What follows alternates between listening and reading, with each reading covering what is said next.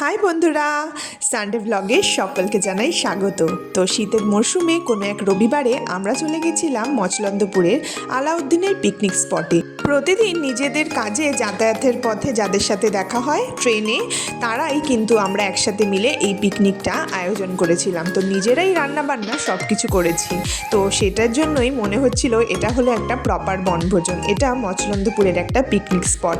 তো দেখো, সমস্ত দিদিরা কিন্তু নিজেদের মতো করে কত কাজ করছে আর সকলেই মিলে কিন্তু রান্নাবান্নার দায়িত্ব নিয়েছে। তো যে যার নিজেরা কিন্তু অনেক খাবার দাবার এনেছিল আর সেভাবেই আমাদের এই পিকনিকটা কিন্তু আয়োজন হয়েছে। এই যে একদিকে চলছে মাংস রান্না আর অন্যদিকে চলছে দুর্দান্ত সব নাচ। তো পিকনিক মানে কিন্তু নাচ গানা হবেই, তাই না? না হলে কিন্তু পিকনিক মনে হয় না। নাচ গানের পর ক্লান্ত হয়ে আমরা সকলে বসে পড়লাম খেতে।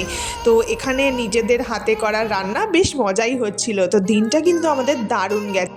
তো পিকনিকের মেন মাথা ছিলেন এই দুজন।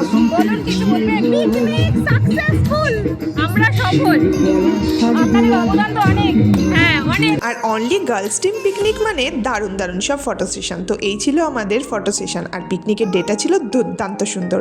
তো বন্ধুরা, তোমরাও এরকম কিন্তু শীতের মরশুমে পিকনিকগুলো করে ফেলো। আর অবশ্যই আমার ভিডিওগুলো ভালো লাগলে ফলো করতে ভুলো না। দিন শেষে ক্লান্ত হয়ে ফিরছি এখন বাড়ি। বাই।